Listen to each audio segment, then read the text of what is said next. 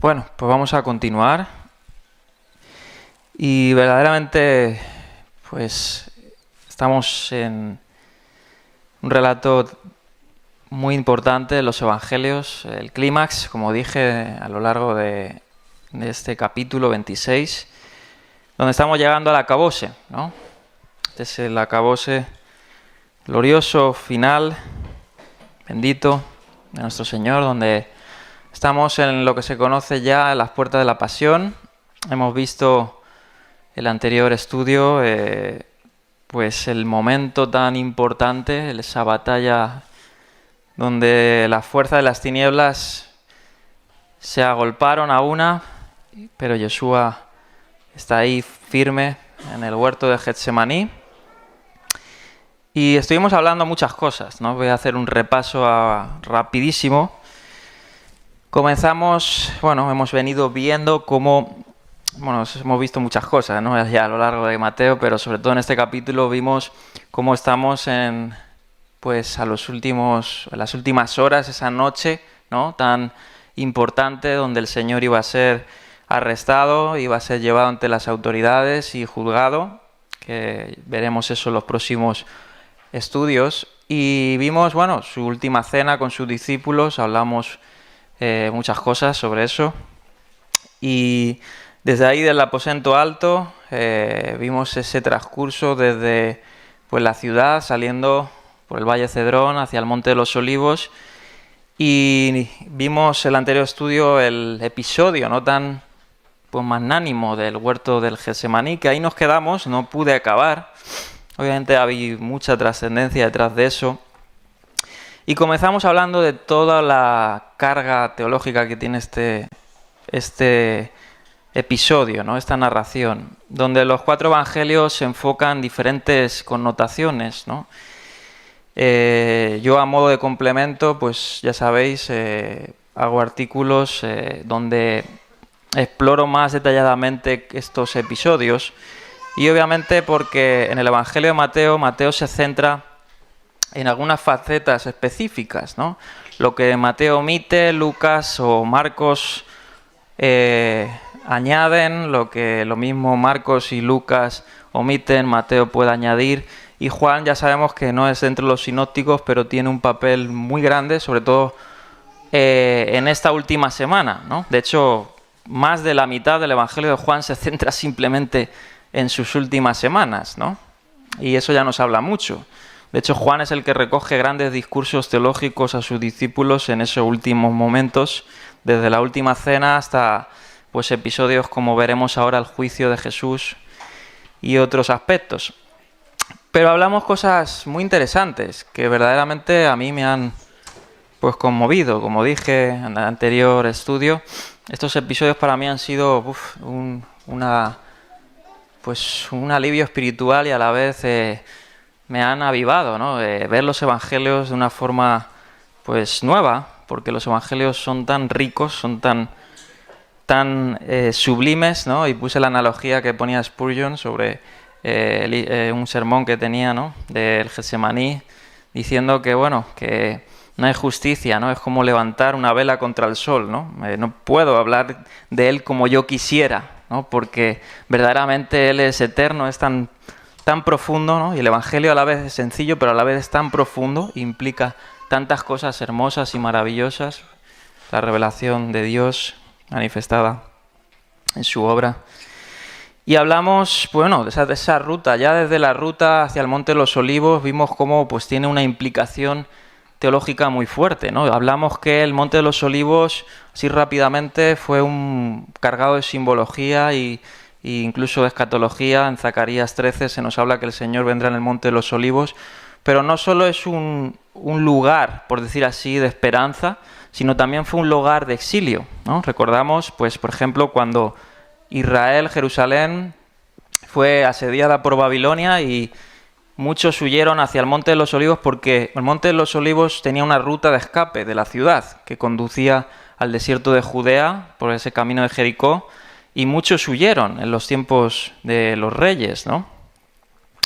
Y vimos todo eso, vimos un eco tan interesante que hay en 2 de Samuel, que muchos académicos han relatado, en especial Raymond Brown, lo nombro porque me encantó. Fue el episodio del siervo de David, uno de los siervos más íntimos de David, que fue Agitofel. Agitofel traicionó a David, al igual que Judas traicionó al Mesías. Y David, escapando de Absalón, que le quería matar, ¿no?, de su propio hijo, huye al Monte de los Olivos en súplica, ¿no?, al igual que Jesús, ¿no? Huye en súplica, en agonía, diciendo: Señor, que no prosperen los planes de Aholiab, ¿no?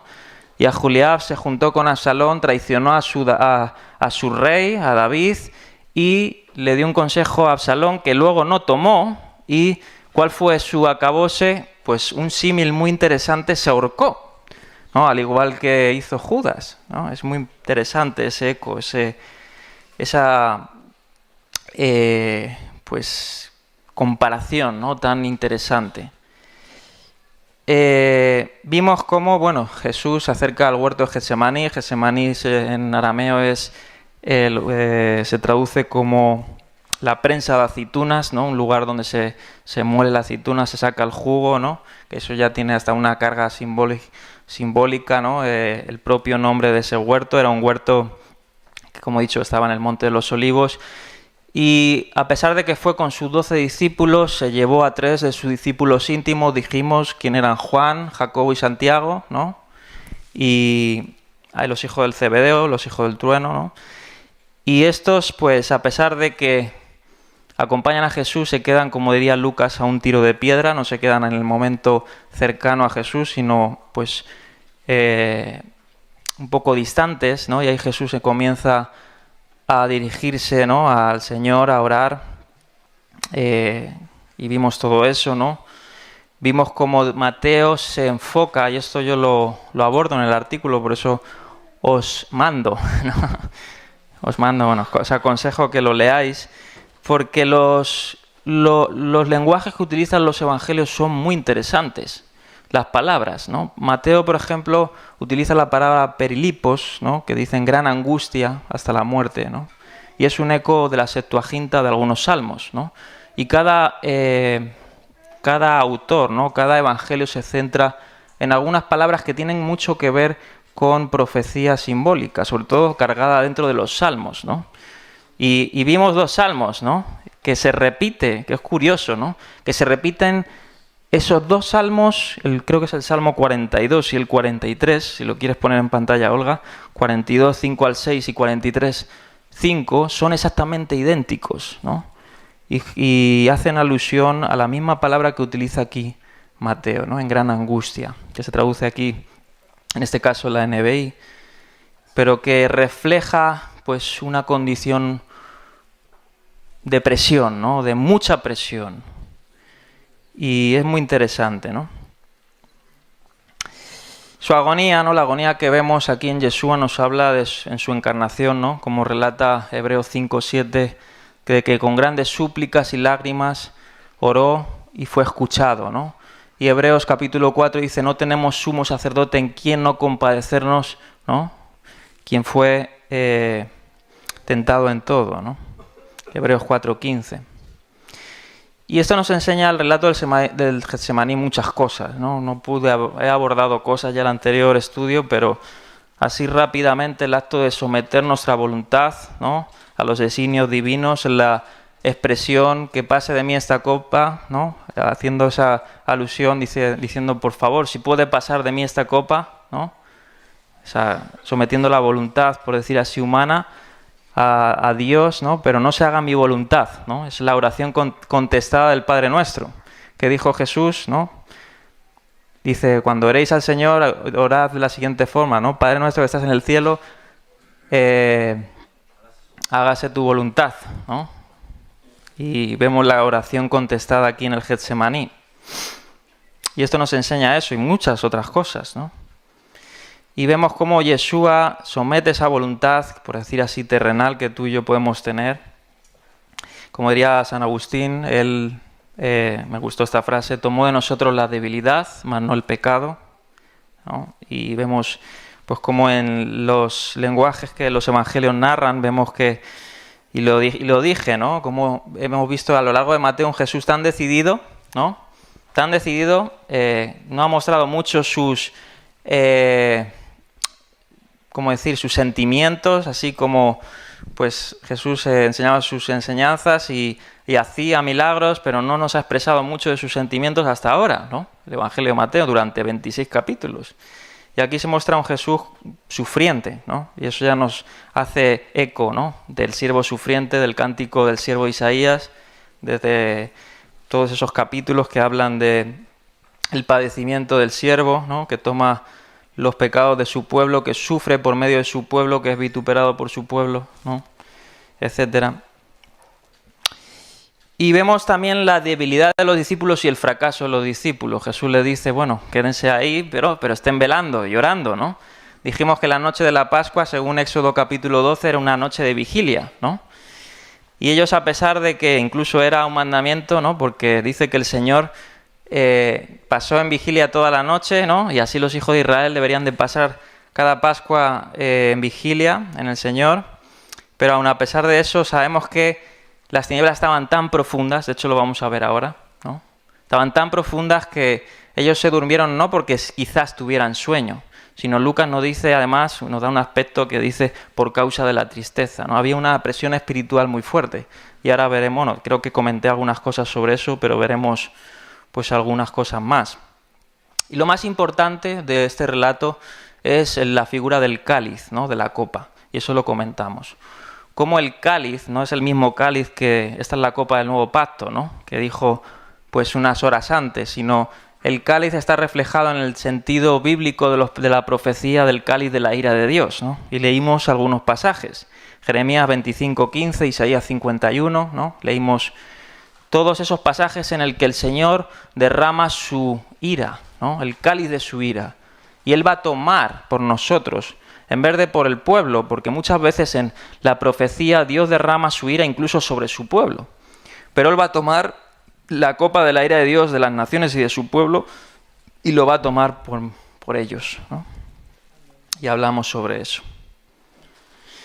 Y un rasgo distintivo en la figura de este cáliz es que Yeshua no merece este cáliz, lo merece el pueblo, ¿no? Y ahí vemos lo que hemos cantado ahora, el glorioso intercambio, la muerte expiatoria, la sustitución penal, ¿no?, que hay en el sacrificio del Mesías. El cáliz no pertenece a Jesús per se, pertenece al pecador, ¿no?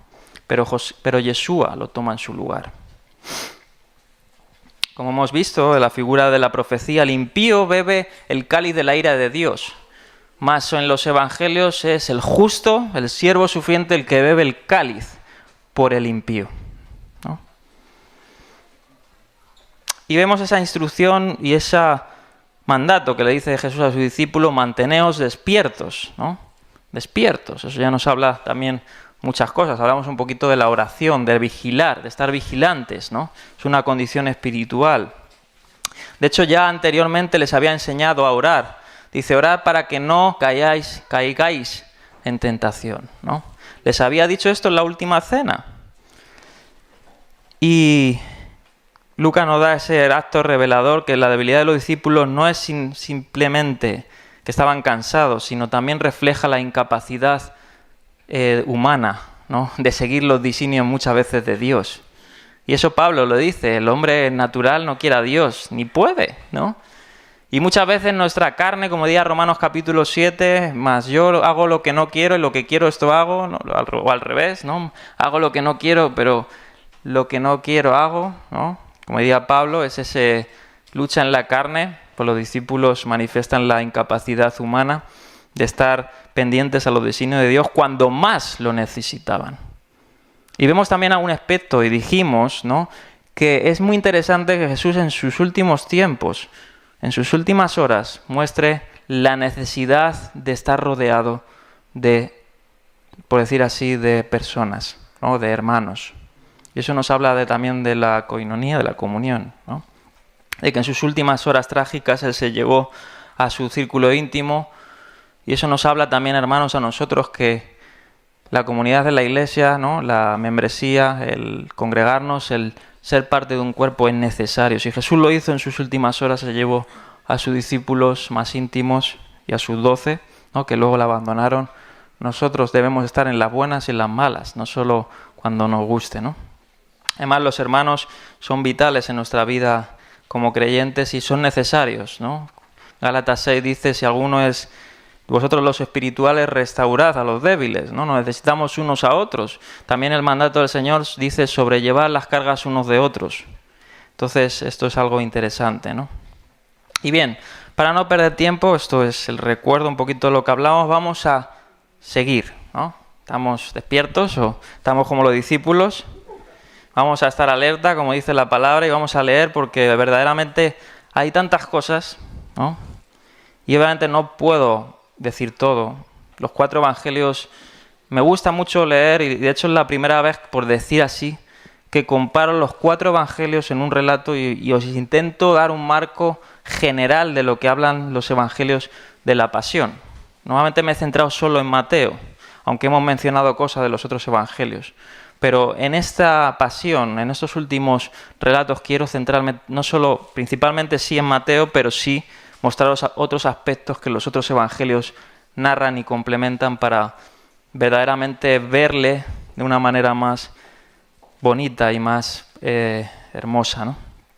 Entonces vamos a seguir para terminar el relato del Getsemaní, bueno, que sigue en el Getsemaní, pero vamos para terminar este acto de súplica, de oración. Y nos quedamos en el verso 42, ¿no?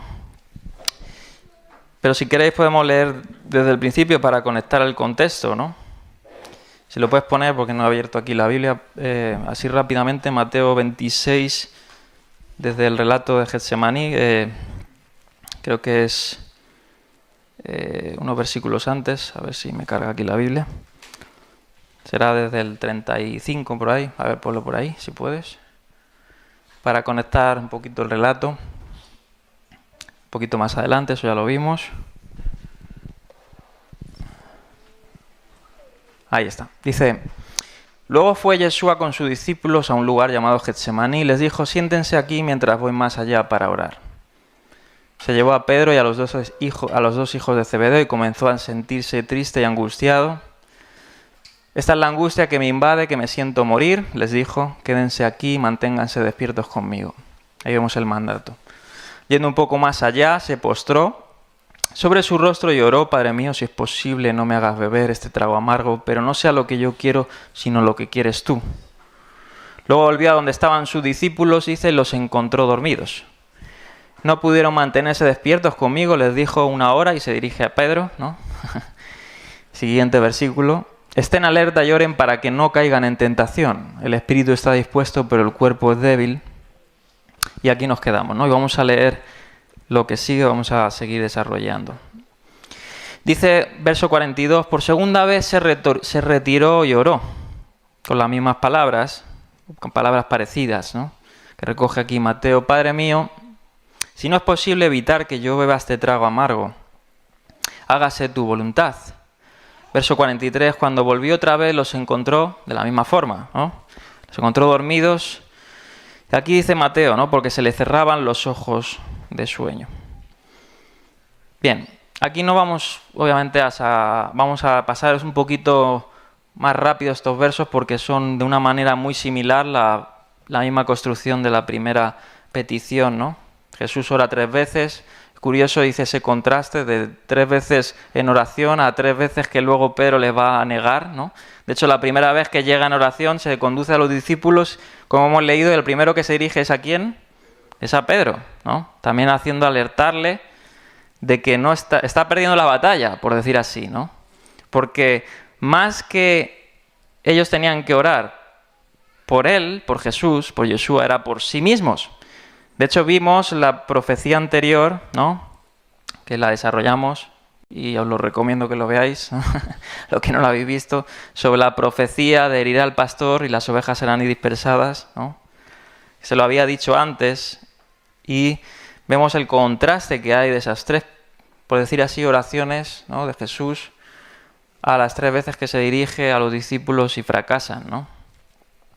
Entonces es muy similar esta segunda oración que hace, contiene la misma forma de dirigirse a Dios, Padre mío, ¿no? Ya hablamos un poquito de esa expresión.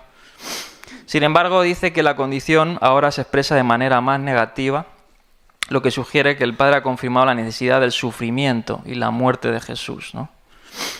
Se omiten tanto la palabra cáliz, copa, como la frase de mí.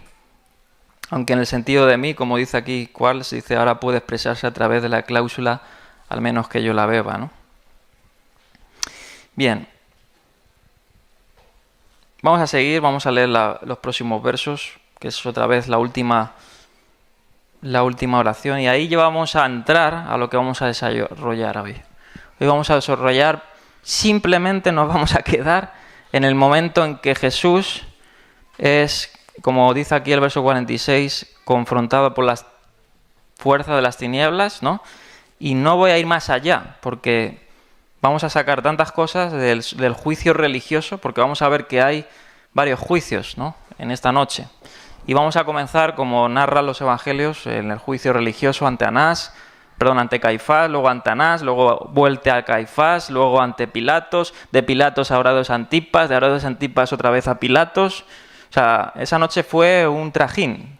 Pero vamos a ver muchas cosas muy interesantes, contrastándola con los 4 evangelios, ¿no? Porque cada evangelio nos narra diferentes puntos y cosas muy trascendentes, ¿no? Y vamos a leer el verso 44 al 46. Dice, así que los dejó, después de esa segunda oración, volvió a los discípulos, seguían dormidos, y dice, se retiró otra vez por tercera vez a orar. Repitiendo las mismas palabras, dice aquí, ¿no? Diciendo lo mismo. Volvió de nuevo a los discípulos, ¿no? Ahí termina ya esa tercera ida a orar y vuelve de nuevo a sus discípulos y les dice lo siguiente: siguen durmiendo y descansando. Miren, ¿no? Ya hemos hablado de esa... Podía tirarme también hablando de esta expresión, se acercó la hora. De hecho, en su día ya lo comentamos. Pero dicen, miren, se acerca la hora y el Hijo del Hombre va a ser entregado en manos de pecadores. Y me encanta el verso 46, ¿no? Porque aquí vemos cómo Jesús ya ha triunfado. Ha triunfado, ¿no? Ha sometido, por decir así, su voluntad a la voluntad divina, a lo que el Padre en su sola potestad, como dice la palabra de Dios, ¿no?, había determinado desde el principio de los tiempos, que el Hijo del Hombre era necesario que muera, como decía ya desde el capítulo 17 en Cesarea de Filipos, cuando dice Mateo que desde entonces les comenzó a anunciar esa misión, ¿no?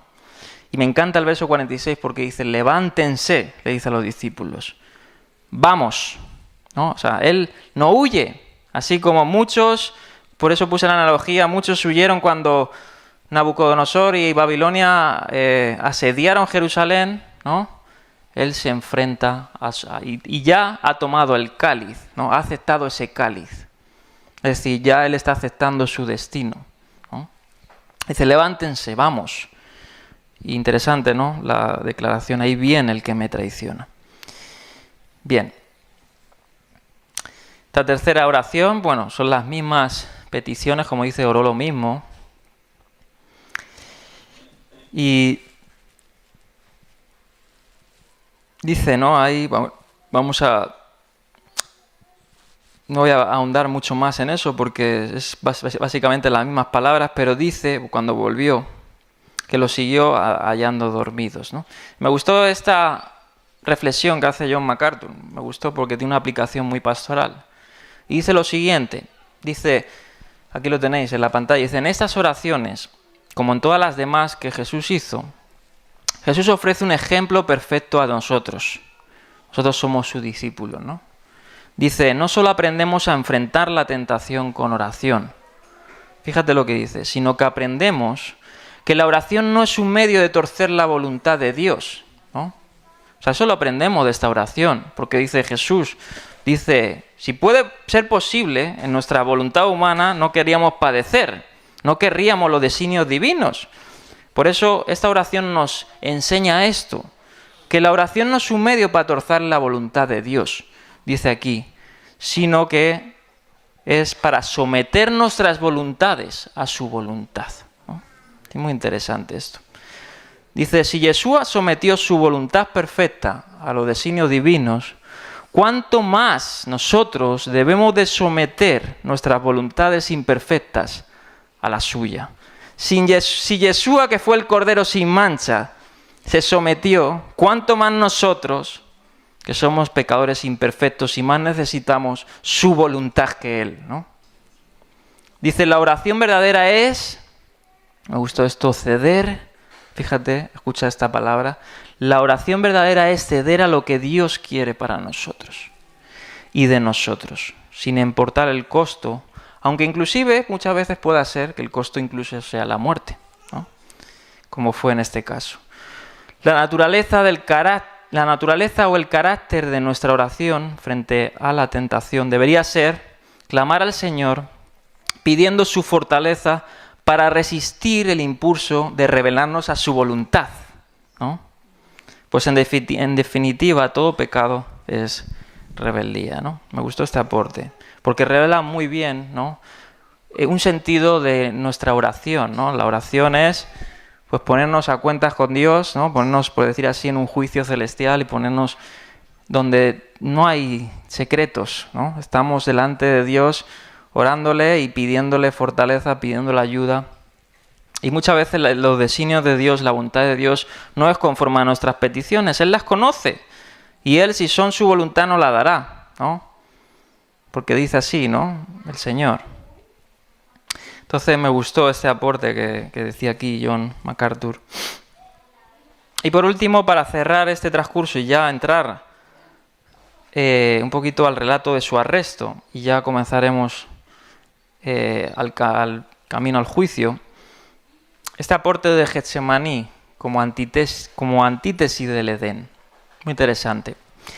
Es interesante que el Evangelio de Juan utilice la palabra, no nombra el lugar, Getsemaní, al principio del relato, sino dice al huerto, ¿no?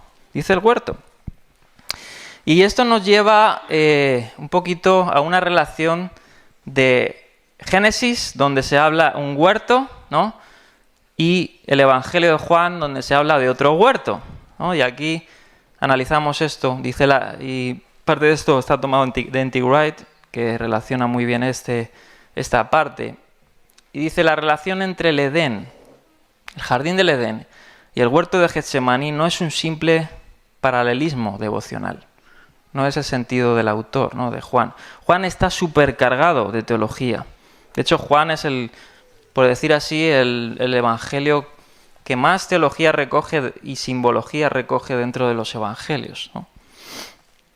Jesús cumpliendo la Pascua como el Cordero de Dios, etcétera, ¿no?, y muchas más otras cosas, siendo la luz del mundo en Sukkot, ¿no?, las corrientes de agua viva, el pastor, la vid verdadera, mostrándonos su divinidad, yo soy, yo soy, yo soy. De hecho, es el único que narra cuando la arrestan, que dice yo soy, ahora veremos eso, ¿no? Y la trascendencia que también tiene eso dentro del Evangelio y de la narrativa bíblica. Pero es muy interesante, ¿no?, que esas palabras no simplemente están seleccionadas, que era un mero huerto, nos transportan un poquito a algo teológico, ¿no?, que es lo que quiero haceros ver rápidamente para cerrar este transcurso. Dice, la tradición cristiana desde Pablo hasta los padres de la Iglesia y los teólogos contemporáneos han visto en estos dos jardines, el del Edén y el del huerto de Getsemaní, dos cumbres opuestas de la historia de la humanidad. Primera cumbre, en el Edén, ¿no?, encontramos que en ese primer huerto fue donde la humanidad cayó, ¿no?, donde entró el pecado. Mas en este segundo jardín, el jardín de Getsemaní, fue donde la humanidad fue restaurada, ¿no?, fue levantada. En Edén, en el huerto de Edén, nació la tragedia. Adán, símbolo de desobediencia en un jardín. Mas en Getsemaní comienza la redención. Jesús, el segundo Adán, obediencia perfecta, ¿no?, en otro jardín. Los dos jardines, por tanto, forman una unidad teológica. Allí donde el primer Adán quebró la relación entre Dios y el hombre, el segundo Adán la restaura, ¿no?, dentro de la historia humana. Como dice N.T. Wright, Getsemaní es el momento donde Israel y la humanidad finalmente responden a Dios con obediencia a través del Mesías, ¿no? Y me encanta porque, como muchos teólogos han afirmado, donde se logra la victoria de la cruz no es en la mera cruz, sino es en el huerto de Getsemaní, cuando Él somete su voluntad a los designios divinos, ¿no? Aquí ya se deja llevar. De hecho, vamos a ver y vamos a estar notando mucho esto, que Jesús casi no abre su boca. Es llevado por sus enemigos, atado y llevado por dos. Y tiene unas pocas palabras, de hecho en su juicio Él casi no abre su boca para defenderse, salvo cuando le conjuran y salvo cuando ciertamente le, le ponen entre la espada y la pared y se cumple la profecía que fue llevado como cordero al matadero, ¿no? Y no abrió su boca. Entonces, es muy interesante esto, ¿no? Bien, y vamos a cerrar y vamos a seguir los próximos versos. Tenía aquí un puente, pero lo voy a pasar, aunque sí que es interesante. Lo he comentado un poco de la voluntad divina, si es posible que Jesús estuviera intentando cambiar la voluntad ya decretada de Dios. Y bueno, eso obviamente no es el sentido que el texto bíblico nos narra. De hecho, porque hay una declaración en Marcos, ¿no? Cuando dice, pase de mí esta copa, y en Marcos dice, todo es posible para ti, Padre, ¿no? La dice. Y obviamente esto no es hacer ver que Dios podría cambiar de opinión, ¿no? Él ya ha decretado una forma de hacer las cosas, ¿no? Que están de acuerdo con su soberanía. Y claro que Dios podía hacerlo de otra forma, ¿no? Claro que Dios, incluso como dije en los sábados anteriores, podía haber destruido a Satanás, ¿no? Y haber redimido al hombre de otra forma, pero no le plació, ¿no? No sería justicia. Claro. Entonces, ese argumento no cabría, ¿no? Los planes de Dios son los que son. Muchas veces cuestionamos los planes de Dios, ¿no? En nuestra carnalidad o en nuestra forma de ver las cosas. Pero el Señor ya había mostrado su voluntad, ¿no? Y en Mateo 26, 53, que veremos, bueno, perdón, más adelante cuando diga consumado es, creo que es en el 27, veremos que verdaderamente esa era la única forma, ¿no? Bien, vamos a leer el verso 47. Dice, todavía estaba hablando Jesús, ¿no? Hemos leído el 46, dice, levantémonos y vayamos, ahí está el que me traiciona. Y conecta aquí en el mismo suceso el relato, dice, todavía estaba hablando Jesús, esto a sus discípulos, cuando llegó Judas, uno de los 12. Lo acompañaba, dice, una gran turba armada, con espadas y palos, enviada por los jefes de los sacerdotes y los ancianos del pueblo. Bien, aquí voy a hacer una pequeña introducción. ¿Por qué me gusta hacer introducciones a los relatos? Porque, obviamente, hay estructuras dentro de los propios evangelios, ¿no? Aquí vamos a entrar ahora al relato del arresto y los juicios que Jesús va a entrar, ¿no? Entonces quiero hacer una pequeña introducción para el relato del arresto y del juicio. Ahora sí estamos ya llevando a lo que es propiamente el clímax ya. O sea, Jesús ya es tomado, ¿no? Es arrestado. Vamos a ver cómo la historia se está cumpliendo de lo que ya ha anticipado muchos capítulos antes. O sea, esto no fue de sorpresa. Vamos a ver cómo los discípulos ya no se nombran en sí mismos, se nombra en algunos relatos sí, se van a centrar sobre todo en el apóstol Pedro, sobre todo aquí en Mateo, ¿no? Y en el discípulo traicionero Judas, ¿no? Van a ser los que van a cobrar un protagonismo ahora más que los discípulos, los propios enemigos de Jesús, ¿no? Vamos a ver que se va a emplear mucho la narrativa en torno a lo que hacen las estratagemas del enemigo, ¿no? Donde le van a arrestar, lo van a tomar, lo van a llevar de un lado para otro, él va a ser tomado y llevado, ¿no? Pero todo esto va a estar cumpliendo la voluntad divina, ¿no? Dentro de los planes del enemigo. El enemigo muchas veces pueda pensar que va a triunfar, pero Dios controla todo, ¿no? Controla, como diría el profeta Isaías, la tempestad, ¿no? Y la calamidad inclusive. Bien. Vamos a ver dos fases principales, dos juicios principales, uno ante las autoridades judías, ¿no? Y otro ante las autoridades romanas, ante Pilato, ¿no? Hablaremos un poquito de él, porque es muy interesante también ahondar en su figura, para entender por qué por qué Caifás es mostrado, como dirían algunos, y algunos critican la historicidad de este relato, pero si entendemos la situación histórica que estaba viviendo el propio Pilato, vamos a entender por qué Pilato parece también un monigote, ¿no? Algunos han criticado esto, pero viendo a la luz de los hechos históricos de lo que vivió el propio Pilato con el pueblo judío, vamos a entender por qué Pilato se oponía a crucificar a Jesús, ¿no? Porque es muy interesante también verlo así, porque obviamente entenderíamos cómo lo narran los evangelios este suceso y cuadraría, ¿no?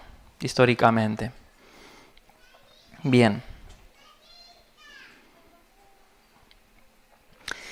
Entendemos, de hecho, los propios evangelios nos narran, lo leemos, que los judíos no podían matar a Jesús, ¿no? Eso lo sabemos. El cetro se le había quitado y ellos tenían que llevarles ante la autoridad competente, que era Roma, que tenía la jurisdicción sobre la pena capital, y ellos mismos, pues, sabemos que van a estar acusando a Jesús falsamente. Ya hemos hablado de esto, pero se va a hacer más notorio mucho más en los juicios religiosos, ¿no? De noche y todas las incongruencias que hay. De hecho, vamos a ver que hasta en el propio arresto de Jesús, Lucas amplía esto y dice que dentro de la turba que narra aquí Mateo estaban algunos sacerdotes y principales del Sanedrín. Y eso estaba prohibido dentro de las leyes misnaicas, ¿no? Los propios que le juzgaban no podían estar en su arresto, ¿no? Y en el artículo que he subido, cito a Arnold Futzenbaum, que cita 22 leyes misnaicas, o creo que son 22 o más, que el Sanedrín incumple a la hora del juicio y el arresto de Jesús. Es muy interesante, ¿no? Muy interesante. O sea que verdaderamente fue un falso juicio, un juicio totalmente transgiversado del propio sentido de la Torá, ¿no? La Parashá Mishpatim dice, con justicia juzgarás, ¿no? Y ellos se pasaron eso por alto, no, por lo siguiente, ¿no? El juicio más injusto de la humanidad fue este. Y lo veremos en todo su transcurso cómo verdaderamente esto fue. Bien. Y dentro de este arresto y juicio vamos a ver estas dos idas y venidas. El primer caso, el del Pedro, que también va a ser muy interesante. A mí me encantó también ver la narrativa, sobre todo comparándolo con Juan, porque veremos que Pedro está ahí ya en el juicio religioso, y en lo que se conoce como el palacio de Caifás, o la morada donde estaban los sumos sacerdotes, que Juan nos narra que era un recinto especial, ¿no? Que solo tenían acceso los sacerdotes. ¿Y por qué tuvieron acceso ahí Pedro? ¿Por qué Pedro estaba ahí? Veremos eso, ¿no? Es interesante también. Pero vamos a entrar ya a la narración y al desarrollo de estos versos que hemos leído. Y antes de eso, vamos a hacer una introducción de el arresto, por qué se produce de noche. Esto es interesante también ya desde este primer aspecto, ¿no? Primero, hay varias implicaciones de por qué fue de noche, no solo históricas y culturales, sino también teológicas. Primero, podemos decir, uno de los motivos de por qué fue arrestado de noche fue para evitar, pues obviamente, tumultos y motines, ¿no? Era la fiesta de la Pascua, ya hemos dicho que había muchas personas. Mateo 21 nos narra que una gran multitud le recibió a Jesús en Jerusalén con gran esplendor, ¿no? Por decir así, y gozaba de simpatía por muchos en Jerusalén, y ellos se reunieron por la noche para evitar esto, y sobre todo en el huerto de Getsemaní, que quizás era un lugar más íntimo, ¿no? Para evitar el alboroto del propio pueblo, ¿no? Bien, otra razón es aprovechar ese lugar, ¿no? La intimidad, como pongo ahí, de ese lugar. Getsemaní también era un sitio que hemos dicho conocido por el grupo. De hecho, Judas sabía por los propios evangelios que Jesús acostumbraba en esa última semana, antes de volver a su morada, que era Betania, en esa semana, parar en Getsemaní, ¿no? Y orar. Y hay un simbolismo muy teológico que podemos ver, que Juan también lo hace notar, por eso Juan es muy teológico, de que la noche, sabemos que en la Biblia, ¿no? La propia noche es cuando más las tinieblas se ciernen, ¿no? Eso es obvio. Desde el propio relato del Evangelio de Lucas, cuando dice Lucas 22:53, la misma expresión, esta es la hora, pero dice, esta es vuestra hora y la potestad de las tinieblas, dice Lucas, ¿no? En esa narración. Pero sabemos que en las propias escrituras la noche simboliza también la maldad de este mundo, ¿no? Se agolpa. Y voy a poner rápidamente unos ejemplos. Pablo dice en Romanos capítulo 13, 12, la noche está muy avanzada, ¿no? Desechemos las obras de las tinieblas, ¿no?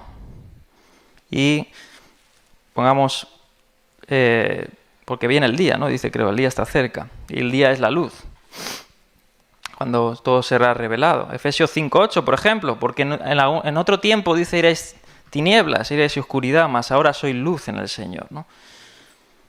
En Pablo, en Tesalonicenses, dice, vosotros no sois de la noche, ¿no? Sino del día. Hace esa comparación. Los evangelios, una vez tras otra, hacen esa comparación de noche y día. Pero no solo los evangelios, sino también las propias escrituras. Isaías, Miqueas, Proverbios, el libro de Job, ¿no? Por ejemplo, el famoso pasaje que cita Mateo, cuando dice, el pueblo que andó en tinieblas, ¿no? Que es Isaías 9, verso 2, vio gran luz, ¿no? Las tinieblas representan eso, representan las tinieblas espirituales, ¿no? Y la narración no se hizo, el arresto no se hizo nocturno simplemente por una cuestión de alboroto, sino también porque simboliza cuando más las tinieblas estaban pues ahí, ¿no? Y bien, es interesante cómo describe este relato cuando dice que Judas, ¿no? Ahí está el que lo traiciona. Y lo identifica una vez más, es interesante cada palabra cuando dice uno de los 12, Judas uno de los 12. Es interesante, ¿no? Cosa que era innecesaria. Mateo 10, cuando se presenta la lista de los discípulos, sabemos que Judas era, de hecho Mateo ya lo narra ahí, Judas el que le traicionó, en Mateo 10, ¿no? Pero ya era, y se veía que era parte del grupo de los 12. Entonces, aún aquí se narra y se tenía en mente que Judas seguía perteneciendo. Aunque vamos a ver por los propios vocablos que se emplean, no solo de Judas, sino del propio Jesús, ya se había distanciado de ese grupo, ¿no?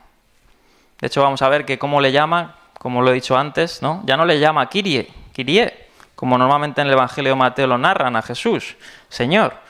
Él se dirige por el título como Rabí. Y el título Rabí en el Evangelio de Mateo era para que no era el círculo íntimo de Jesús, se lo decían propiamente los que no pertenecían a los discípulos, ¿no? Y es interesante cómo narra ya Mateo las expresiones del propio Judas. Pero no solo del propio Judas, vamos a ver que el propio Jesús le recibe con la palabra Jairos, que es amigo. Pero amigo, esa palabra que se traduce como amigo, dentro del propio Evangelio de Mateo tiene, por decir así, una doble intención. Y vamos a ver, eso está manifestado en las parábolas, ¿no? Ahora llegaremos a eso. Pero es interesante ya desde los propios vocablos de la narrativa, ¿no? Si contrastáis los 4 evangelios en el arresto, ¿no? Aquí Mateo no dice mucho más, dice una gran turba, ¿no? Los otros evangelios narran mucho más. Y es el evangelio otra vez más de Juan que narra un poquito más específico qué componía esa gran turba, ¿no? Aquí en el evangelio de Mateo dice que venía una gran turba armada con espadas y palos. Y aquí solo lo nombra como parcialmente como enviada por los jefes de los sacerdotes y el pueblo, ¿no? Si muchos han visto que en esta narración de Mateo, pues aquí solo englobaría lo que sería, por decir así, la policía del templo, ¿no? Ahora, hay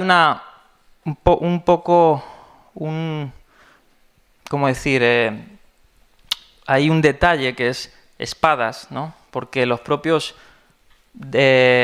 propia policía del templo no podía tener espadas. Y eso lo relatan muy bien los que estudian la época del Segundo Templo, porque obviamente a los judíos no podían hacer uso de las espadas así como así. Y vamos a verlo aquí en los evangelios. Bien, ahora veremos eso. Pero es interesante cómo lo narra Juan, ¿no? Y aquí me estoy adelantando un poquito, pero Juan dice lo siguiente, no dice ya una gran turba solamente. A ver si encuentro por aquí la cita. Aquí está. Juan lo narra de la siguiente forma, y lo narra en varias etapas, pero al principio no solo dice una gran turba, dice una banda, se traduce en español, en griego es espeira, Una espeira es un término de batallón romano. Aquí tengo un poquito los datos, cosa que yo creo que no es literal. Muchos lo han tomado literal. Una espeira eran 600 hombres, ¿no? Aproximadamente entre 600 y 1000 hombres, y no creo que para arrestar a 12 personas o a 13 lleven a 600 hombres, ¿no? Yo creo que quizás era parte de una espeira, creo que era un cuarto de legión, pero no eran tantos hombres, pero era un gran destacamento, ¿no?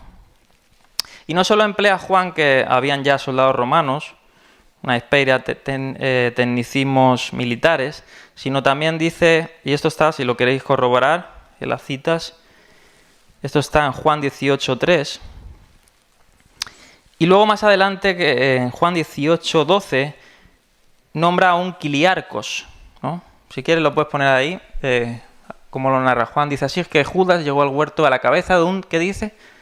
Verso 3, si lo puedes volver a poner. Dice un destacamento y aparece la palabra espeiran, ¿no? Y muchos han dicho, bueno, 600 hombres.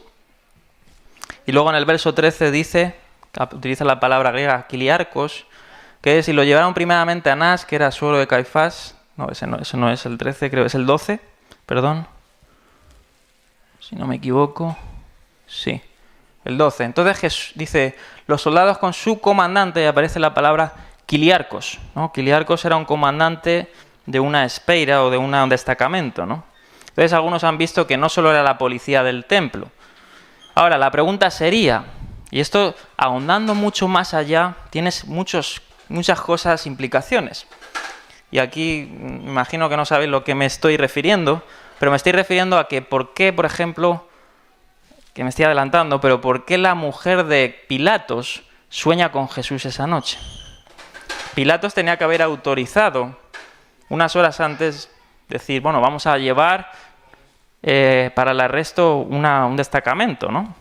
Quizá no 600 hombres, como algunos dicen, yo creo que fue menos, pero quizás parte de una espeira, ¿no? De un destacamento.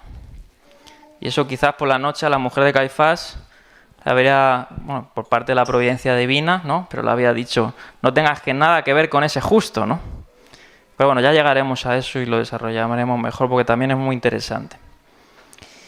Bien, como dice aquí Craig Blomberg, dice, el tamaño de la multitud parece excesivo para detener a un solo hombre acompañado por otros 11. Estoy en la 23. Pero dado que una gran multitud había honrado a Jesús solo unos días antes, los líderes consideraron que su gran número era una precaución acertada. No quizás 600, pero quizás, no sé, 60, 70, 80. No era desmedido porque podía salirse de manos, ¿no? Algunos cuestionan también, que eso lo pongo en el artículo, que el huerto de Getsemaní sea un lugar tan íntimo como se nos han transmitido. Quizás no fuera así. De hecho, en los propios evangelios se puede presuponer un poquito más que había no solo los 12 discípulos, habría más gente. Por ejemplo, el evangelio de Marcos nos dice que había un joven que salió medio desnudo, ahí dejo esa cosa, pero algunos especulan quién fue ese joven, pero también parece ser que habían otros más que habían escuchado, ¿no? Pero bueno, eso ya llegaremos un poquito a eso.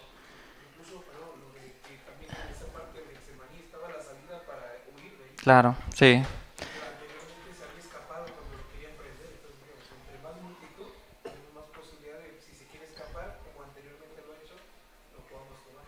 Eso es. Entonces se cuestiona un poquito eso, ¿no? Quizá no como un recinto tan íntimo, ¿no? Pero bueno, eso es motivo de discusión, que eso es un poco, ya irse a los detalles, pero es interesante aquí en Mateo la expresión de espadas, ¿no? Espadas. Aunque esto no nos tendría que cobrar sentido, o sea, cobrar mucha alarma de que, por ejemplo, es interesante que aunque muchos no lo saben, pero el propio Evangelio de Lucas nos dice que los discípulos llevaban espadas. ¿Alguno sabía eso? ¿No? Dice el Evangelio de Lucas que en la última cena que 2 discípulos, y ahora podemos ver la cita, poseían al menos 2 espadas, ¿no? Y ya podemos especular un poquito sobre esto. Yo eso en el artículo, también en las notas al margen pongo algunos comentarios sobre eso, pero es interesante, ¿no? ¿Por qué Pedro poseía una espada? Que veremos más adelante. Pero bueno, en este caso las espadas no las llevaban los discípulos, las llevaban obviamente los que iban a arrestar a Jesús, ¿no? Normalmente era una daga, una pequeña daga, ¿no? Lo que podían llevar para ocultarla los discípulos. Obviamente no sería una espada de estas como el Señor de los Anillos ahí enormes, ¿no? Porque obviamente no podrían, les dificultaría para llevarlas, ¿no? Pero quizá los romanos sí tenían ya pues artilugios más de guerra, ¿no? Más militares. Bien, es interesante el dato que pongo aquí, ¿no? Que lo había incluido. Lucas 22, si lo puedes poner 52, dice que en este tumulto que narra Mateo, y esto es interesante, como he dicho antes, habían algunos de los sumos sacerdotes y ancianos acompañando a esta turba. Eso estaba prohibido, ¿no? Bien. Dice las porras, ¿no? Esa sí que era propiamente, como señala Kinner, las porras eran el arma que tenía la policía del templo, ¿no? Que era el arma más típico de los judíos. Y esta chusma, que se narra aquí, este tumulto, estaba compuestamente, quizás más predominante, parece ser por personas que se dedicaban a la jurisdicción del templo, ¿no? Bien. Sigamos, vamos a leer el verso 48. Fíjate cómo dice, el traidor les había dado esta contraseña. Dice, al que le dé un beso, ese es, ¿no? Arréstenlo. Dice que enseguida Judas se acercó a Jesús y lo saludó, ¿no? Como he dicho antes, rabí, nuevamente se utiliza este término, y le dijo y lo besó. Y qué interesante es la palabra, cómo se dirige ahora Jesús a Judas, ahora hablaremos de eso. Dice amigo.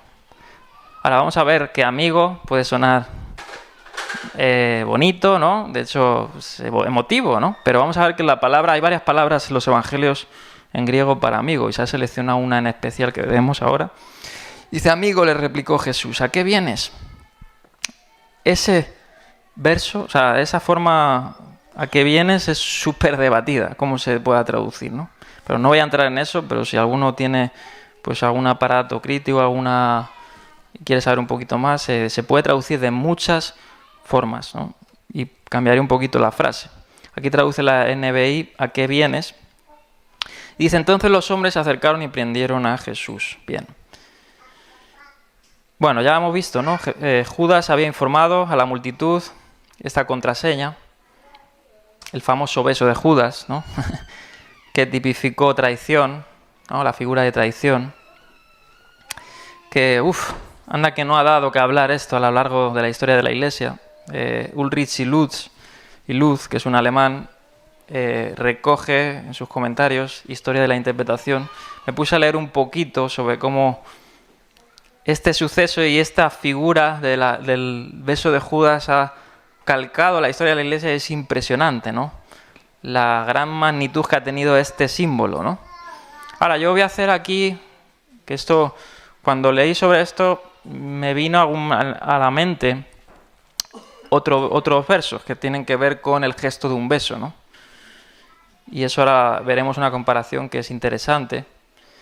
Y muchos han visto esta forma de entregarle, otra vez a la luz de Judas, otro eco que tiene también especial énfasis también en el segundo libro de Samuel, ¿no? Esto citando a Charles Quall, dice, su traición fue similar a la de otra traición bíblica, a la de Joab, que había saludado a Amasa como a un hermano y lo había agarrado por la barba de igual forma para besarlo y lo apuñaló, ¿no? Esto lo podéis leer en 2 de Samuel 20. Lo apuñaló en el estómago. Aquí en Mateo se narra, ¿no?, que es una contraseña, y ahora vamos a ver por qué, ¿no? Si Jesús era tan conocido, y me gusta cómo Donald Carson lo expresa, porque tiene mucho sentido, pero es porque si porque era tan conocido, ¿no?, que todo el mundo le reconocía, ¿por qué tenía que tener una contraseña? Ahora daremos una explicación a eso. Aquí Quall dice, la necesidad de señalar al hombre correcto era especialmente acuciante, no solo porque estaba oscuro, aunque es interesante el Evangelio una vez más de Juan, dice que era luna llena. En luna llena, aunque esté todo oscurecido, algo puedes ver un poquito más, ¿no? Pero estaba oscuro. Ahora, ellos llevaban espadas y antorchas, como dice Juan, no solo llevaban porras y espadas, también llevaban antorchas. Pero bueno, aquí además lo cita un poquito Walsh, lo que dice de Donald Carson, pero mira, vamos a ver eso, aunque me voy a saltar esta diapositiva. Me voy a saltar varias. Antes de ver eso, esa razón como la dice, vamos a ver otra cosa sobre el beso. Y es que, y esto lo recojo en el artículo que subí del arresto y juicio de Jesús, y es que en la cultura mediterránea antigua, ¿no? Como ha dicho antes, por ejemplo, José, sobre cuando un padre no iría a su hijo, esto era motivo de deshonra, ¿no? En el antiguo Medio Oriente. Pues en la cultura mediterránea, no tanto de Medio Oriente, pero sobre todo mediterránea, el beso era un gesto de honor. De hecho, el discipulado, la palabra matetes, que ya lo hemos dicho, propiamente es un sentido griego, ¿no? Los discípulos eran los que se sentaban a aprender de los filósofos, ¿no? Un matete era un discípulo, una persona que aprendía del filósofo, ¿no? De Sócrates y de otros antiguos. Pero bueno, el discipulado bíblico es diferente, ¿no? En el sentido propiamente. De hecho, el discipulado era más no solo aprender a los pies, sino también vivir a los pies, ¿no? Pasar día y noche, y tristemente el discipulado ha cambiado mucho. Pero en la cultura mediterránea esto, el beso era un gesto de honor entre discípulo y maestro, o entre iguales. En el mundo bíblico y el contexto cultural mediterráneo, el beso tenía significados claros. Por ejemplo, era una señal de bienvenida social, ¿no? Eso hasta el día de hoy en España también era muy marcado. De hecho, no tanto ahora, pero yo aún, por ejemplo, tengo un tío que me saluda con 2 besos, ¿no? Y puede decir, entre hombres, no, pues sí, en España era muy común eso, ¿no? Sobre todo entre familiares. Se está perdiendo un poquito eso, quizá, pero también era como dice, una forma de cercanía familiar, ¿no? Pero no solo en el Mediterráneo, también en el Medio Oriente era una señal de respeto, ¿no? Y afecto familiar. Lo podemos ver en Génesis 27-26, Éxodo 4-27. También era un símbolo de aceptación o reconciliación. Génesis 33-4. Un símbolo de devoción entre maestro y discípulo. Y quizás Judas utiliza un gesto que era propiamente cultural, ¿no? Como un código de identificación para los arrestadores, ¿no? Diciendo, bueno, quizás era la manera en que los discípulos se mostraban al maestro, pero una forma para hacerles ver que era este, ¿no? Ahora, se me vino a la mente unos pasajes que lo pongo en el artículo, ¿no? Y es que el beso también era un símbolo de comunión, ¿no? De hecho, en los propios evangelios, en el Nuevo Testamento, está la famosa frase o el famoso tecnicismo de ósculo santo, ¿no? Y Pablo lo emplea mucho en sus cartas, o sea, saludaos con ósculo santo, ¿no? Y la gran mayoría, todos los eruditos concluyen que el ósculo santo era un beso, ¿no? Era un beso de bienvenida, un beso de símbolo de comunión fraterna, incluso no solo de comunión, sino incluso cuando uno se perdonaba uno a otro, sellaban ese perdón con un beso, ¿no? Y puedo dar ejemplos. En la Didaché, por ejemplo. En la Didaché hay un pasaje que dice que uno no podía celebrar la cena del Señor sin antes reconciliarse con su hermano, y algunas traducciones dice de esta forma. O, por ejemplo, creo que era Orígenes o alguno de los primeros padres de la Iglesia interpretaban esto como un ósculo santo, ¿no? Como era un sello de que se había consumado el perdón, ¿no? Y bueno, ahí tenemos pasajes de cómo Pablo, sobre todo una vez tras otra, le dice, os saludo con ósculo santo, es decir, sois mis hermanos, ¿no? Sois mi familia. Y hasta Pedro lo emplea, 1 de Pedro 5:14, cuando dice con amor fraterno, ¿no? Bien, es interesante la analogía porque el ósculo santo es símbolo de comunión, ¿no? Y el beso que da Judas destruye esa comunión, ¿no? Por decir así. Destruye esa tradición. Es un traicionero, ¿no? Como dice Mateo. Ahora, la narración de Juan no se menciona ningún beso, ¿no? Judas aparece como guiando a las autoridades, pero es muy interesante en este momento que no narra Juan, que le besa, ¿no? Simplemente guía a las autoridades y parece señalarle, aunque yo entiendo que el silencio no es que no lo haya hecho, porque los evangelios dicen que le besó, pero aunque Juan no lo narre, dice que le guía a las autoridades y en ese momento Jesús, dice el evangelio de Juan, bueno, ¿a quién están buscando, no? A Jesús el Nazareno. Y Juan recoge una expresión muy famosa en los evangelios, ego imi, ¿no? Eimi, yo soy. Ahora, sobre eso puedo comentar muchas cosas, ¿no? En el artículo lo expreso más, sobre todo las notas al margen, porque es que el evangelio de Juan dice, cuando dice yo soy, no es una simple mera decir, bueno, yo soy Jesús el Nazareno. Juan parece teologizar eso y transportarte un poquito a un yo soy que tiene un eco en Éxodo capítulo 6, ¿no? El encuentro de Moisés con la zarza ardiente con el Señor, ¿no? Porque Juan dice que cuando escucharon yo soy, dice que se cayeron al suelo, ¿no? Juan desplaza ese foco de la tradición a la revelación de quién es Jesús, ¿no? El hijo que se entrega literalmente, no simplemente la víctima de una conspiración. Es una autorrevelación, ¿no? En Juan. Y aquí está el aporte de Carson, ¿no? ¿Acaso la fama de Jesús, esto pongo yo, ¿no? Estas preguntas. ¿Acaso la fama de Jesús no era notoria en toda Jerusalén? Sí, era notoria, lo vemos por Mateo 21, ¿no? ¿Por qué Judas, por ejemplo, utilizó esta contraseña, ¿no? Esta forma de entregarlo? Dice Donald Carson sobre eso. Dice, la necesidad de señalar al hombre correcto era especialmente acuciante. Y esto transportándonos no solo a otra cultura, sino también a otra época. Ahora estamos súper familiarizados con, por ejemplo, Brad Pitt. Nadie ha visto a Brad Pitt personalmente, pero todo el mundo sabe quién es Brad Pitt, ¿no? ¿Por qué? Porque hay fotos de él, hay películas, ¿no? En la antigüedad esto no era así. Y dice, no solo porque estaba oscuro era necesario, sino porque en una época muy anterior a la fotografía, los rostros e incluso las grandes celebridades no eran tan conocidos como hoy en día. Para identificar a Jesús, Judas eligió este beso, ¿no? Y eso tiene mucho sentido para la narración, ¿no? Bien. Y vamos a abordar el término que utiliza Jesús. Ya el de Judas lo hemos hablado, de rabí, eso ya lo he comentado. Pero es interesante cómo le denomina Jesús a Judas, ¿no? Le dice amigo, o se traduce amigo.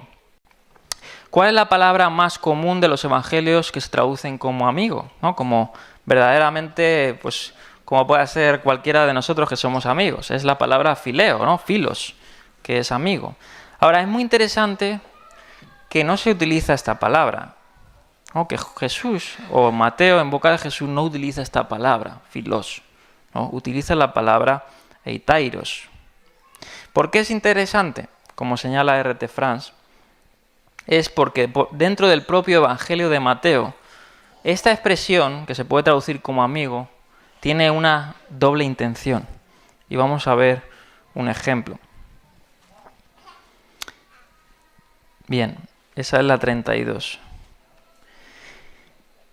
El tratamiento de etairos, que se traduce aquí, amigo, tiene sentido negativo en las parábolas de Jesús. Si vamos a Mateo 20:13, que eso ya lo hemos visto, si lo puedes poner ahí, Olga. Vamos a ver cómo es interesante ya desde las propias palabras. ¿Os acordáis de esa parábola que vimos? Esta es la parábola de los dos viñadores, ¿no? Y en la parábola, bueno, se narran dos viñadores, uno que creo que dice mi señor tarda, ¿no?, en venir, creo que era esta, ya no recuerdo bien, pero dice el verso 13. Vamos a ver esa palabra ahí. Vamos a leer desde el 8. Dice, al atardecer el dueño del viñedo le ordenó a su capataz, llama a los obreros y págale su jornada. Ah, vale, esto ya recuerdo cuál era la parábola, que luego le dice, ¿no?, que a los que trabajan solo una hora y los otros les recriminan, ¿no? Dice, llama a los obreros y págale su jornal, comenzando por los últimos contratados hasta llegar a los primeros. Se presentaron, dice, los obreros que habían sido contratados cerca de las 5, ¿no? Y así sigue hablando, luego un poquito a los que más adelante les narran. Y luego dice a los últimos, ¿no?, que eran, por decir así, cuando incluso no deberían de estar, pero los contrata, que solo trabajan, creo que era una hora. ¿no? Y claro, el que primero le contrata por la mañana, pues obviamente dice, oye, ¿qué pasa? Que yo curraba aquí todo el día bajo el sol y a este que has contratado una hora le pagan lo mismo, ¿no? Y fíjate que el dueño del viñador utiliza la misma palabra que Jesús le dice. Dice, Tairos, amigo, no estoy cometiendo ninguna injusticia contigo. ¿Acaso no aceptaste trabajar por esta paga? ¿No? O sea, ese sentido de amigo tiene un sentido pues, negativo, ¿no? Y no solo en esa parábola, hay más ejemplos. Por ejemplo, el uso más negativo que tiene esta palabra Itairos dentro del propio Evangelio de Mateo es en Mateo 22, 12 y 13. Vamos a ir otra vez ahí, otro relato.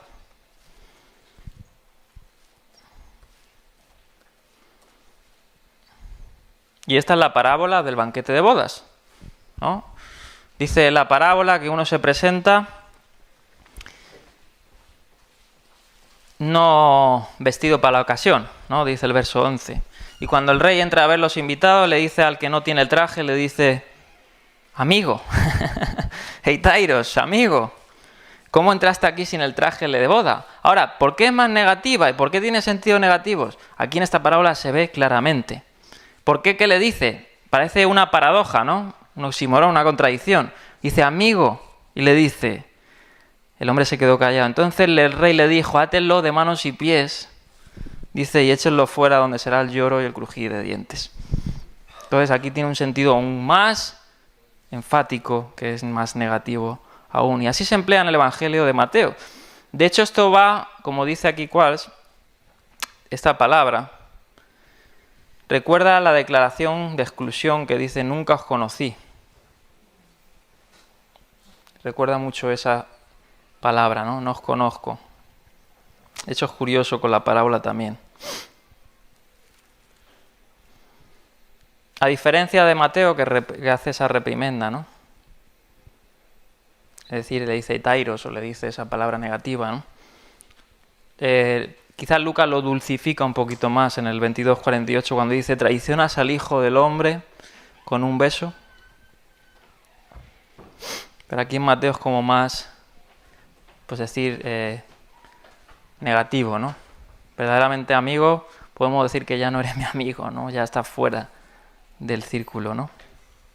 La expresión ¿por qué has venido? Tiene también, pues, un eco en esa expresión de nunca os conocí, ¿no? Y se puede traducir con muchas formas, ¿no? Algunos lo traducen como haz lo que has venido a hacer, ¿no? O puede tener el sentido de duda, que no creo. Como dice aquí la NBI, ¿a qué vienes? ¿No? Pero bueno, se puede traducir, tiene una discusión esa terminología.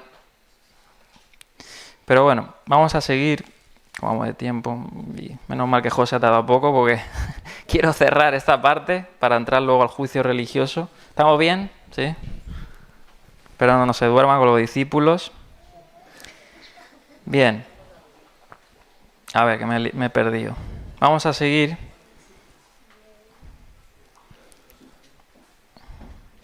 Es muy interesante, eso ya no me quiero adelantar, pero en esta parte del Evangelio de Juan narra una parte que se me vino una palabra a la mente, eso lo recojo también en el artículo, ¿no? Se me vino una porción de las Escrituras, de hecho en ningún comentario lo he visto, pero se me vino algo de las Escrituras, ¿no? En esa parte, porque Juan narra que a Jesús lo ataron, ¿no? Dice en el capítulo 18, verso 12, ¿no? Podemos leerlo, si lo puedes poner. Dice, entonces los soldados y su comandante y los guardias de los judíos arrestaron a Jesús y lo ataron, ¿no?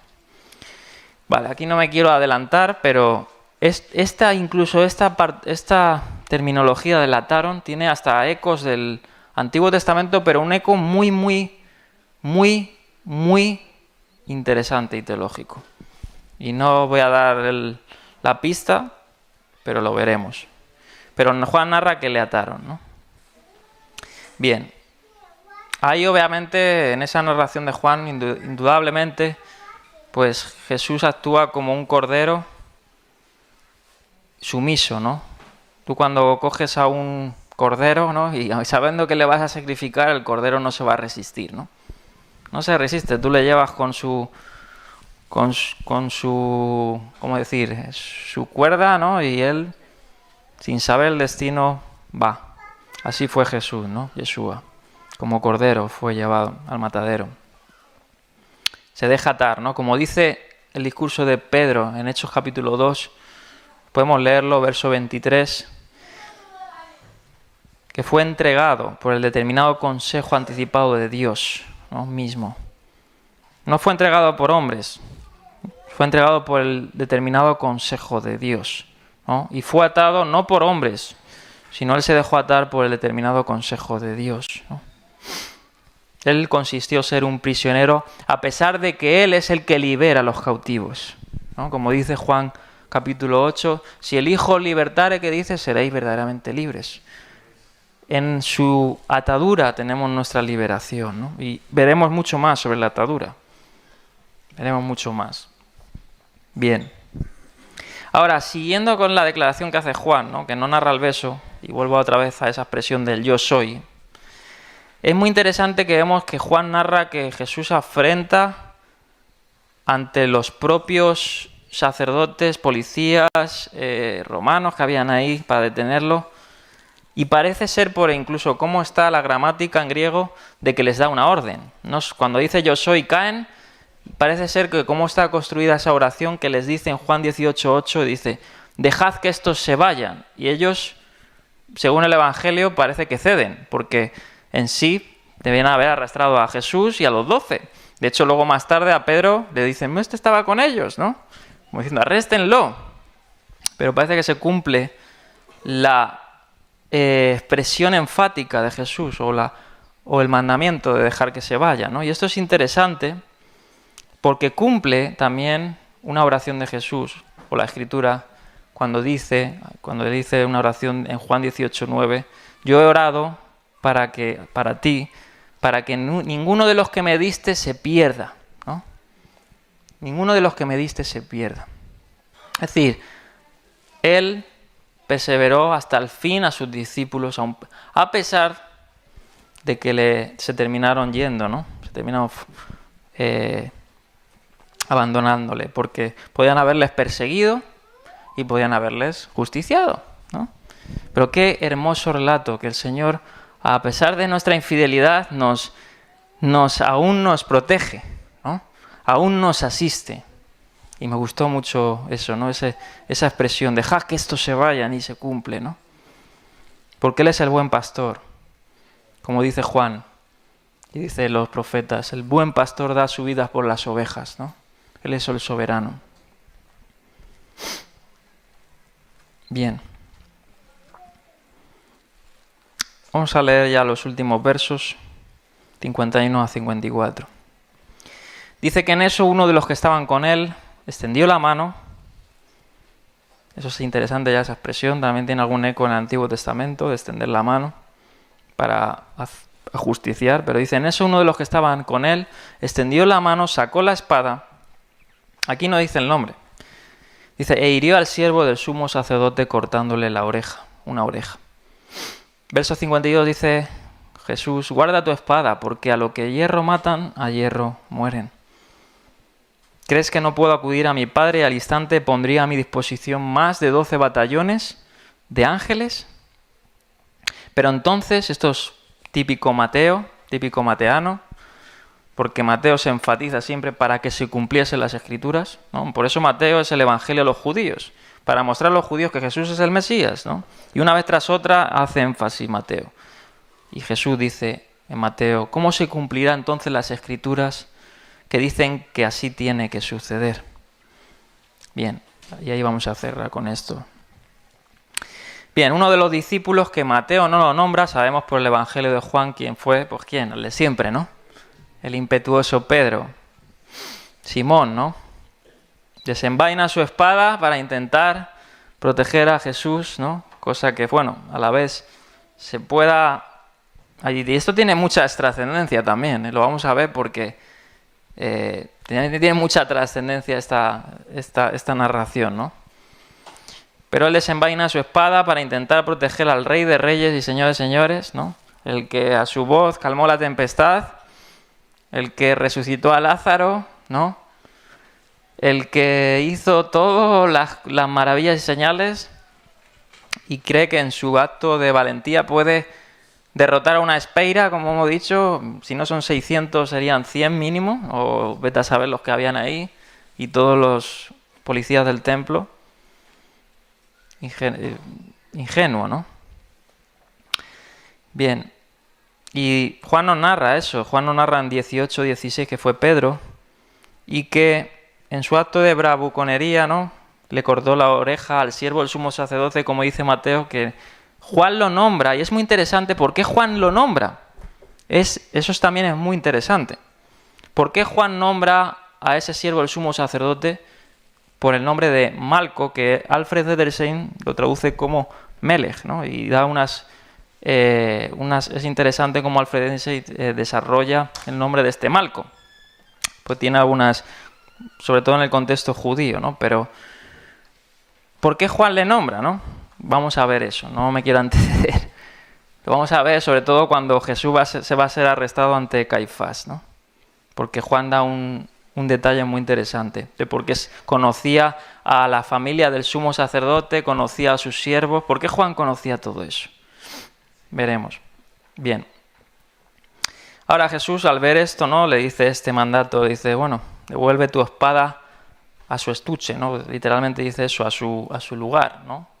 No le dice que no la utilice, ¿no?, porque esto también ha dado mucho, hay un debate dentro de esto, ¿no?, de si es lícito utilizar la violencia.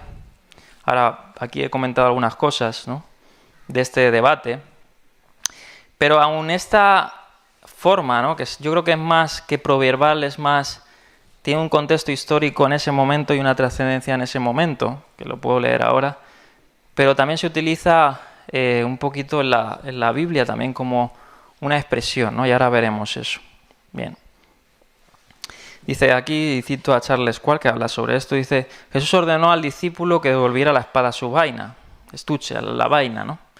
La explicación inicial de Jesús para su orden se interpreta a menudo como una renuncia a toda violencia y el uso de armas mortíferas, incluso en defensa propia. Bien. Se supone que todos los que empuñan la espada perecerán por la espada. Es un proverbio de aplicación universal. Lo que significa que todos los que recurren a la violencia enfrentarán una muerte violenta. Y esto tiene sentido en el contexto del momento. Si Pedro hubiera matado a Malco, que era su intención, parece ser, no era muy diestro con la espada, pero no creo que sea su intención simplemente cortarle una oreja, sino degollarle, como mucho dice el comentarista, el cuello, ¿no? Pero al no ser diestro con la espada, pues le cortó la oreja, ¿no? Ahora, tiene un sentido en el contexto, como dice aquí Qualls, que me gusta como lo dice, de que obviamente es así, ¿no? Y si no se hubiera cumplido lo que narra los evangelios de que le reconstruye la oreja y que luego les da el mandato de dejarlos, Pedro hubiera muerto a espada, ¿no? Literalmente. Y más en el sentido de que se habría liado una, pues tremenda, ¿no? Pero bueno, dice aquí, y sigo desarrollando esto, dice, las palabras de Jesús están dirigidas principalmente a los presentes. Y eso es interesante. A la hora de estudiar, hermanos, la exégesis, hay que tener presente que muchas veces interpretamos la Biblia en nuestro tiempo, ¿no? Y fuera de la situación que se está dando en la narración, ¿no? Y hay que hacer exégesis entendiendo la narración y luego, bueno, sacando aplicaciones contemporáneas a nosotros. Pero si no obviamos la narración, pues vamos quizás a forzar muchas veces como ha pasado en las Escrituras. Pero bueno, pero es interesante la narración, porque como señala aquí Qualls, se dice, sirven como advertencia en primer lugar al discípulo, a Pedro, de que sin duda perdería la batalla, ¿no? Sería asesinado por las espadas de los que venían a arrestarlo. Luego, sigue diciendo, aunque el discípulo, me va a saltar una antes, pero para terminar este punto dice, esa es la 39, dice, aunque el discípulo probablemente sintiera que sus acciones eran valientes, era un acto suicida, temerario, ¿no? propio de la narración. ¿Cómo iba Pedro a derrotar a toda esa turba? Posible, ¿no? Le iban a matar.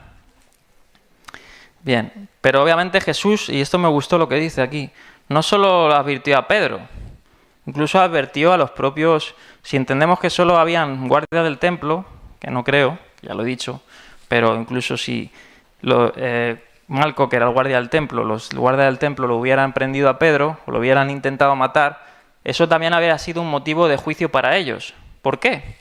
Por lo siguiente. En Juan 18:31 dice, aunque me estoy adelantando, pero dice, los propios judíos que le prenden a Jesús, que son guardias del templo, dicen esto. Llévenselo a ustedes, esto es ante Pilato, ¿no? Le dice Pilato, llévenselo ustedes y júguenlo según su propia ley, les dijo. Y fíjate lo que dicen estos. Nosotros no tenemos autoridad para ejecutar a nadie. Si esta policía del templo los hubiera matado, el derecho romano les hubiera tenido que decir, bueno, vosotros que habéis matado a espada, también nosotros los romanos os vamos a juzgar a espada. Entonces tiene ese sentido, ¿no? Es interesante. Pero bueno, fuera de eso, pues tiene esas implicaciones. Y bíblicamente tiene otras implicaciones. Ahora lo voy a decir rápidamente, ¿no? Bien. Como dice aquí, para cerrar este hilo, las palabras eran una advertencia de que si la multitud utilizaba sus armas, lo cual estaba prohibido por ese pasaje, sin permiso de las autoridades romanas, el acto violento exigiría la intervención de las autoridades romanas y conduciría a la ejecución de todos los justicieros asesinos. Ahora, si hubiera autoridades romanas, sí tenían ellos quizás motivos, ¿no?, para hacer eso. Bien.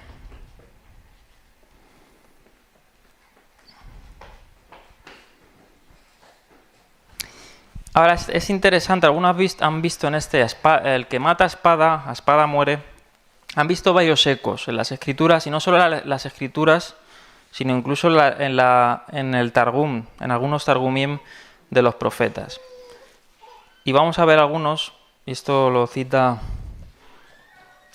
otra vez Charles Quarles, dice, la advertencia suena, esta advertencia de Jesús, el que mata a espada morirá, a una paráfrasis del Salmo 37, 14. Dice, los malvados sacan la espada y tensan el arco para abatir al pobre y al necesitado, para matar a los que viven con rectitud, pero su propia espada lo atravesará el corazón y su arco quedará hecho pedazos.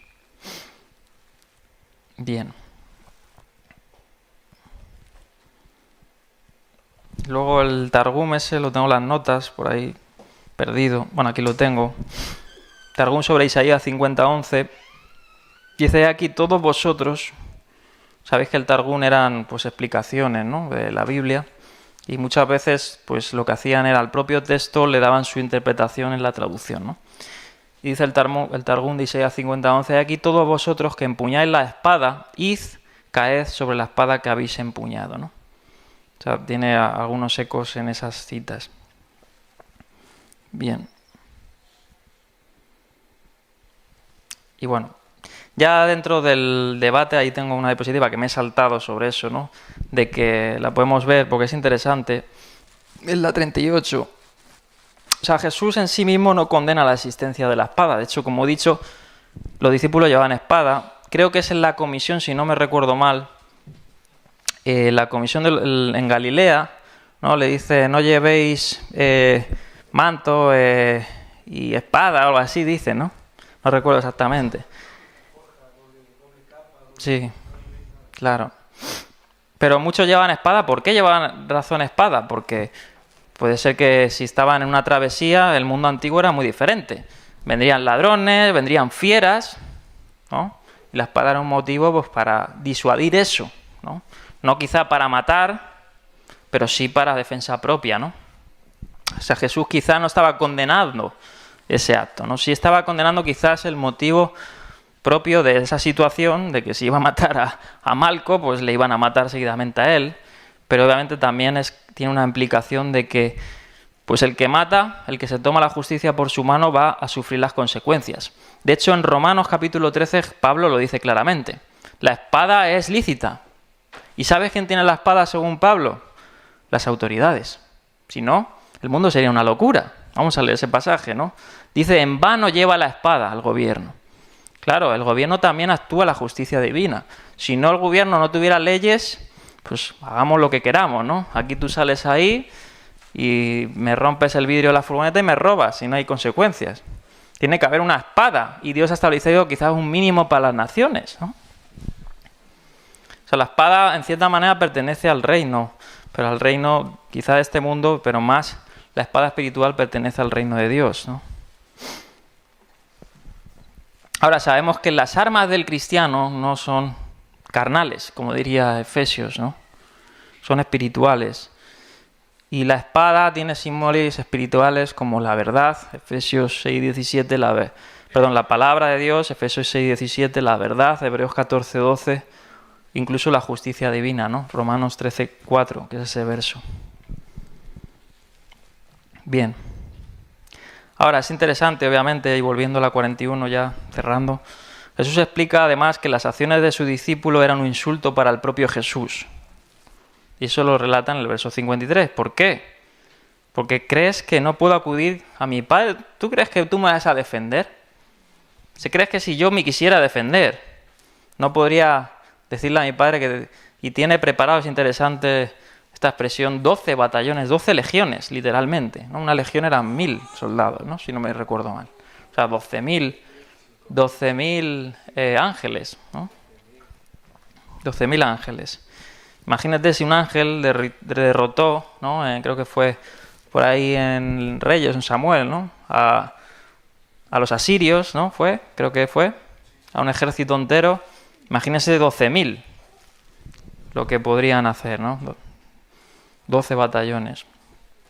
Entonces era un insulto para el propio Yeshua, ¿no? Claro. Eso es. Sí, eso es lo que hemos venido recalcando, ¿no? No, perdón, 1000, no, eran 6.000, sí, como dice Craig Skinner aquí. 6.000 soldados, imagínense. Es decir, Yeshua no necesitaba de un pescador, ¿no? Sin entrenamiento, que le defendiera. Verdaderamente eso era inútil, ¿no? Bien. Y sabemos, ¿no? Hemos hablado de los ángeles, ya hemos citado mucho sobre eso, de hecho recomendé algún artículo sobre eso, sobre los ángeles de Dios, están a disposición del pueblo de Dios y mucho más del Hijo del Hombre. De hecho lo vemos en la tentación en el desierto, que se le tienta a Jesús con eso. Satanás sabía eso, que él tenía un ejército preparado para asistirle. Bien, y vamos a acabar ya con los últimos pensamientos. Si hay que luchar, en pocas palabras Yeshua le dice a Pedro, ¿no? Si hay que luchar lo harán fuerzas sobrenaturales, no puros humanos, ¿no? Bien, me gustó algunos extractos de algún sermón, en este caso de Spurgeon y una cita de Dietrich Bonhoeffer. Pero dice Spurgeon, ¿no? A modo muy didáctico, dice: Pedro, en su celo. Y eso también nos enseña que el celo muchas veces, el celo religioso puede ser dañino, ¿no? Puede herir, dependiendo de los contextos, ¿no? Sí, me puede decir Pinhas, bueno, eso fue un caso muy singular de la Biblia, ¿no? Pero los cristianos muchas veces, la actitud del creyente no es quizá dejarse pisotear, pero sí poner la otra mejilla a veces, ¿no? Dice, aquí Spurgeon dice sobre esto: Pedro en su celo hirió al siervo, pero el maestro en su amor sanó la herida. Y fíjate, dice, cuán a menudo nuestras espadas crean heridas que solo Cristo, ¿no? puede reparar. Amén. Y Dietrich Bonhoeffer sobre esto dice, en su Costo del Discipulado: Jesús rechaza la violencia no por debilidad, sino porque en él la cruz es más poderosa que la espada. El discípulo debe seguir el mismo camino. Amén.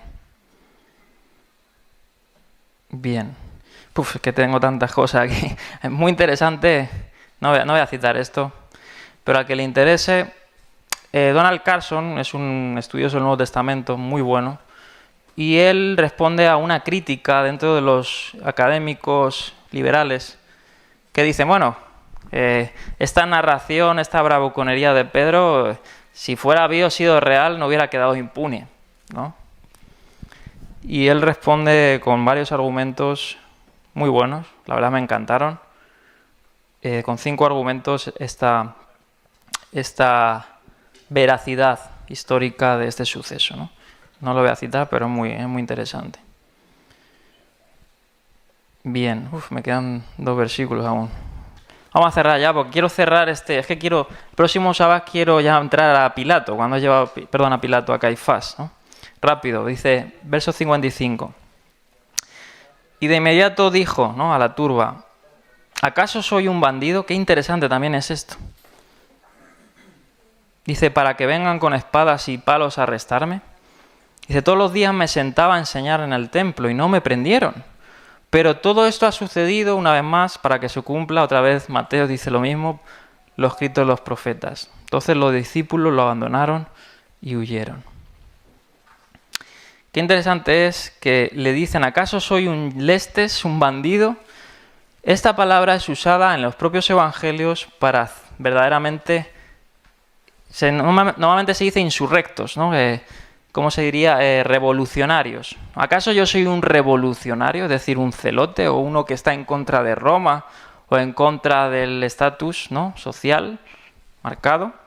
Y es interesante porque esta palabra, ¿no?, por ejemplo, la emplea Josefo para aquellos partidarios del nacionalismo judío, ¿no? Simón el celote, este famoso, que se me ha ido el nombre, y otros, ¿no?, otros revolucionarios judíos, pero en el propio evangelio se utiliza esta palabra para Barrabás, que sí que era un revolucionario, ¿no? Eso está en Juan 18:40, y para los dos crucificados al lado de Jesús, ¿no? Esos sí son bandidos, ¿no?, en el sentido estricto, ¿no? Es interesante. ¿Acaso soy un bandido para que me prendan? ¿No he dicho lo que yo pienso a voces y todo el mundo lo ha escuchado? ¿No? Y terminamos con eso, como dice, esto ha sucedido para que se cumpliera, ¿no? Ahora, ¿dónde dice esto, no, la Biblia? No cita literalmente una cita, ¿no?, sino dice, todo esto se ha dicho así generalmente de lo que ha pasado para que se cumpliere. Dice, y es interesante como lo dice la profecía, ¿no?, escribieron los profetas.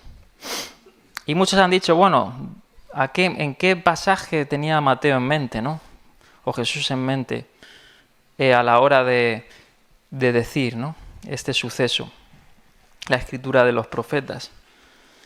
Y aquí señala R.T. France, dice, Mateo puede estar pensando, quizás, al igual que hace Lucas, en Lucas 22:37, en la afirmación de que el siervo sería contado entre los transgresores, ¿no?, entre un bandido, entre un terrorista.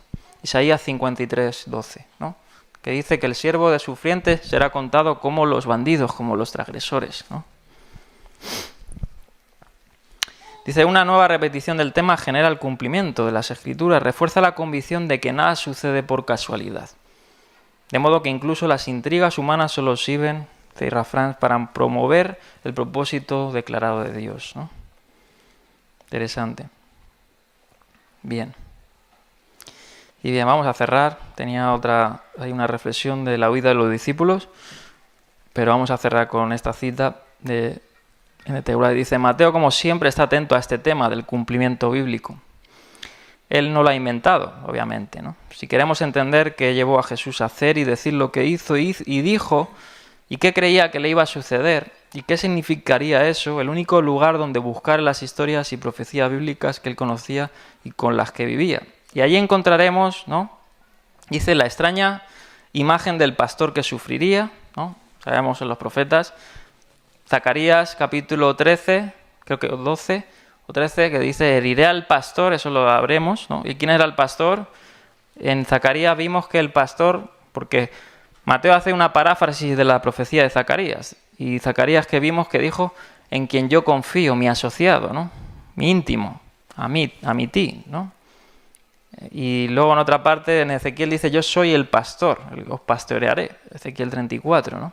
Entonces encontramos en la profecía la imagen del pastor que sufriría, es decir, el mismo, la copa que se bebería, el cáliz, el siervo que moriría por los pecadores, el hijo del hombre que sería, la visión de Daniel, capítulo 9 creo que era, o 8, no me recuerdo, o 7, el hijo del hombre que sería reivindicado, ¿no?, después del sufrimiento, la agonizante oración de Jesús en Getsemaní, ¿no?, que ya hemos visto que también es un eco de los profetas, de los salmos, ¿no?, los vocablos y todo.